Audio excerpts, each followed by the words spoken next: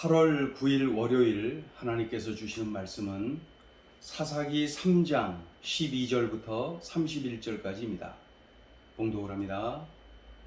이스라엘 자손이 또 여호와의 목전에 악을 행하니라. 이스라엘 자손이 여호와의 목전에 악을 행함으로 여호와께서 모압 왕 에글론을 강성하게 하사 그들을 대적하게 하시매 에글론이 암몬과 아말렉 자손들을 모아 가지고 와서 이스라엘을 쳐서 종려나무 성읍을 점령한지라. 이에 이스라엘 자손이 모압 왕 에글론을 18해 동안 섬기니라. 이스라엘 자손이 여호와께 부르짖음에 여호와께서 그들을 위하여 한 구원자를 세우셨으니 그는 곧 베냐민 사람 게라의 아들 왼손잡이 에훗이라.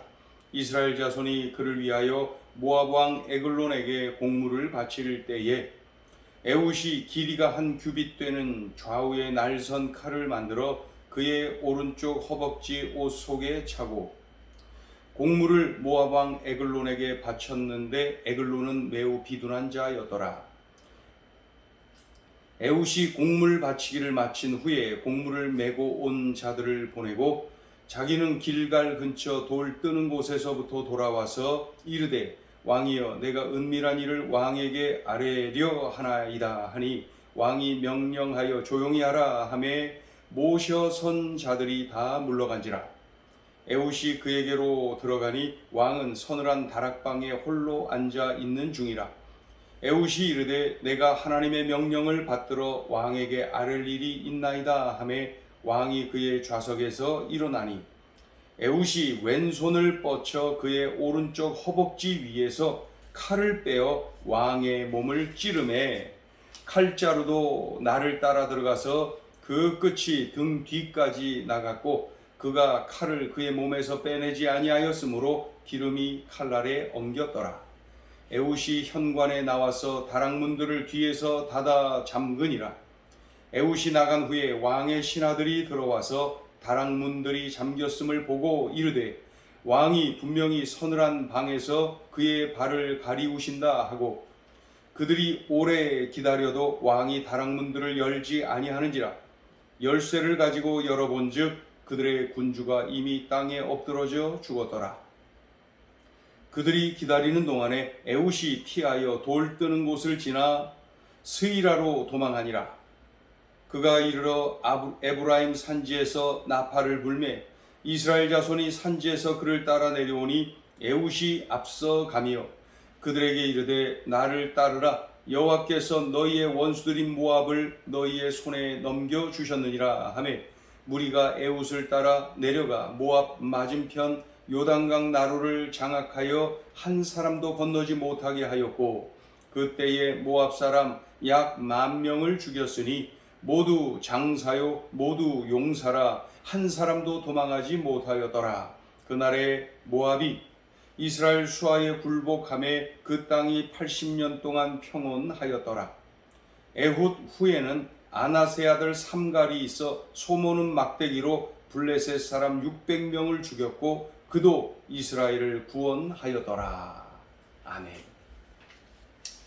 사사기를 보는 중에 우리가 반복해서 보고 있고 앞으로도 반복해서 볼 수밖에 없는 그런 문장이 있습니다. 오늘 본문에도 기록되어 있는데 그게 이제 12절에 나와 있습니다. 12절을 보시면 이스라엘 자손이 또 여호와의 목전에 악을 행하니라.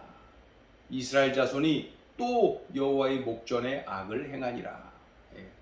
그래서 이스라엘 자손이 여호와의 목전에 악을 행함으로 여호와께서 모압 왕 에글론을 강성하게 하사 그들을 대적하게 하시매. 그러니까 하나님께서 모압 왕 에글론을 강성하게 만드셨다. 그를 막대기 삼아서 이스라엘을 치셨다. 이런 내용 아닙니까? 그러니까 하나님의 은혜를 망각하고 이 이스라엘 백성들이 하나님 목전에서 악을 행했다. 또다시 악을 행했다는 거예요. 주로 이제 우상 숭배하고 하나님을 잊어버리고 우상 숭배하는 거, 이러한 행동을 했다는 것이죠. 그래서 하나님이 그 이스라엘 주변에 있는 나라들을 강성하게 만드시는 거죠. 그때마다 강성하게 만들어서 그 강성해진 나라를 막대기 삼아서 이스라엘을 징계하시는 거죠.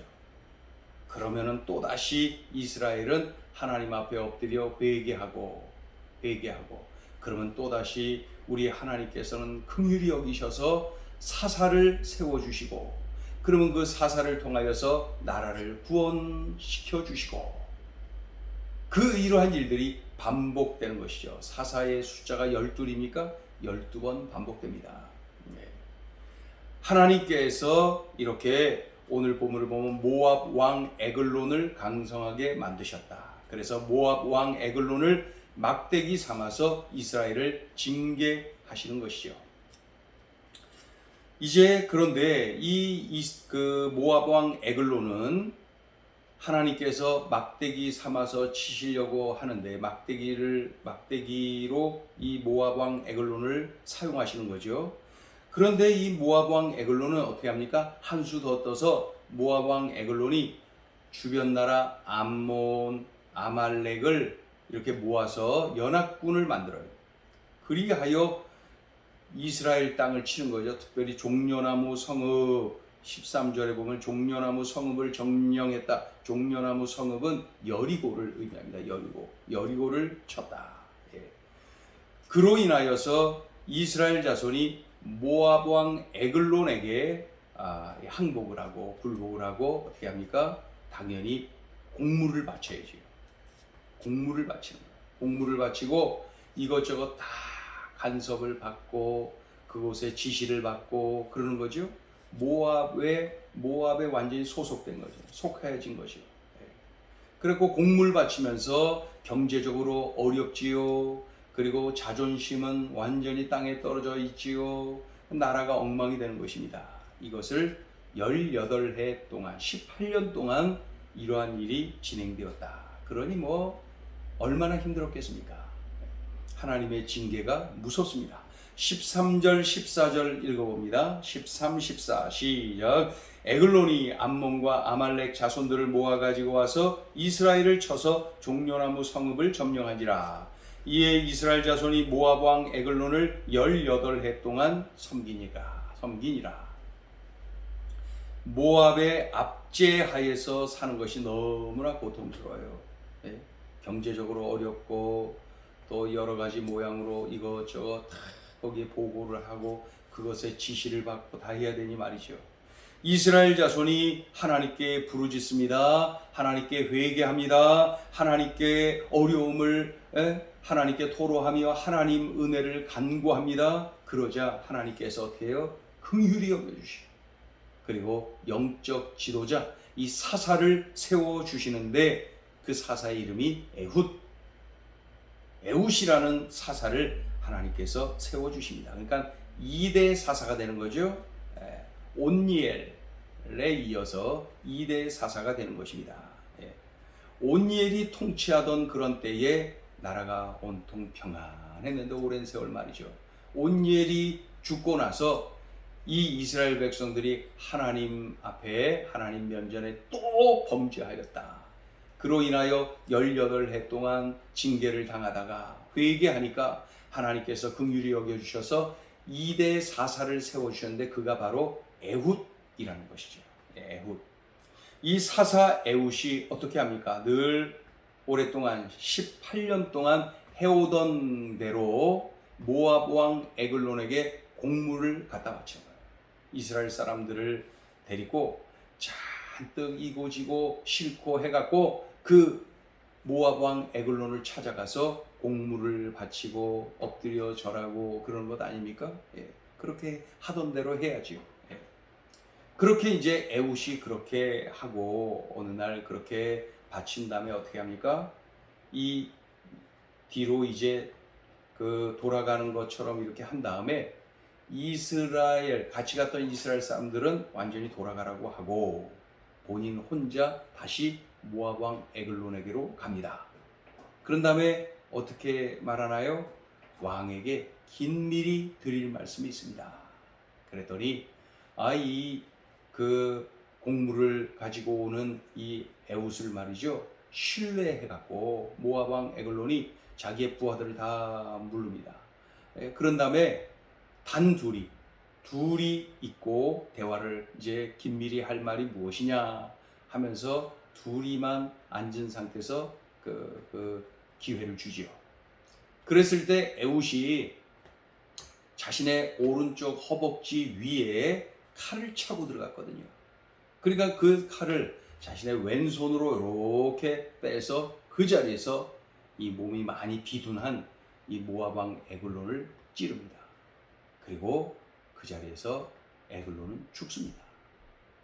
에글론이 죽는데 그곳에서 이제 문을 다 잠그고 말이죠. 그리고 밖으로 나옵니다. 아무 일도 없었던 듯이, 그리고 인사를 바꿔서도 하면서 싹 나가니까 부하들은 이제 대화가 끝났나 보다. 네. 그리고 이제 그 사사 에훗은 멀찌감치 계속 가죠. 돌아가죠. 이스라엘 땅으로 가는 거죠. 그런데 이 부하들이, 모압의 부하들이 아무리 기다려도 왕이 문을 열지 않으니까 열쇠를 들고 가서 문을 따고 들어가 보니 왕이 죽어 있습니다. 바닥에 엎드려 칼에 찔려서 죽어 있는 것을 발견하지요. 예. 그랬을 때 이 이스라엘에 도착한 사사 에훗이 이스라엘에서 군대를 모집합니다.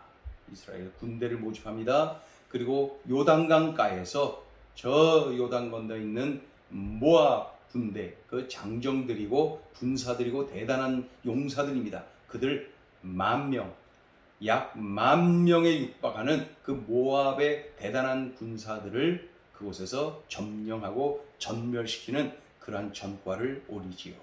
그로 인하여서 모압은 불복하고 이스라엘은 독립하게 되고 회복되고 그랬다는 것이죠. 그리고 나서 이 사사 에훗이 계속 통치하는 중에, 그러니까 에훗이 살아있는 80년 동안 이스라엘이 평온했다. 그렇게 기록을 하고 있습니다. 자, 우리 28절부터 30절까지 읽어봅니다. 28절부터 30절 시작. 그들에게 이르되 나를 따르라. 여호와께서 너희의 원수들인 모압을 너희의 손에 넘겨주셨느니라 하매 무리가 에훗을 따라 내려가 모압 맞은편 요단강 나루를 장악하여 한 사람도 건너지 못하게 하였고, 그때의 모압 사람 약 10,000명을 죽였으니 모두 장사요 모두 용사라. 한 사람도 도망하지 못하였더라. 그날에 모압이 이스라엘 수하에 굴복하매 그 땅이 80년 동안 평온하였더라. 그 이후에 에훗이 죽고 3대 사사가 또 세워지는데 그의 이름이 삼갈이다. 평범한 농부인 삼갈이 사사로 세워진 것을 이렇게 그 31절에 기록을 합니다. 딱 한 절 기록되어 있죠. 자, 오늘 주시는 메시지입니다. 첫째, 하나님을 당연히 섬기라. 하나님을 당연히 섬기라. 사사시대가 왜 영적 암흑기입니까? 반복해서 기록된 대로 이스라엘이 또 여호와의 목전에 악을 행함으로. 그래서 영적 지도자 이 사사가 죽으면은 이스라엘 백성들이 여지없이 이렇게 하나님을 모르고 하나님을 잊어버리고 그리고 우상 숭배를 하는 그러한 죄악을 여지없이 범하고 맙니다. 그러면은 하나님께서 이웃 나라를 강성하게 만들어서 그 나라를 막대기 삼아서 이스라엘을 징계하시는 거예요. 그러면 오랜 세월 또다시 그 고통을 당하다 힘들어 갖고 말이죠. 하나님 앞에 또 회개하고 하나님께 간구하죠. 그러면 하나님이 긍휼히 여겨주셔서 회복시켜 주시는데 사사를 또 세워주십니다. 그 사사를 통하여서 하나님께서 그 이스라엘을 회복시키시고 오랜 세월 또 그 사사가 머무는 동안에 평안을 누리는 그런 모습을 봅니다. 그런데 이런 것이 계속 반복이 되는 거예요. 12사사 있잖아요. 사사시대 12사사, 그러니까 12번 이것이 반복된 것을 알 수가 있지요. 여기서 우리들이 분명히 보아야 됩니다. 하나님을 당연히 섬겨라. 하나님을 당연히 섬겨야 됩니다. 우리는 그렇게 해야 됩니다.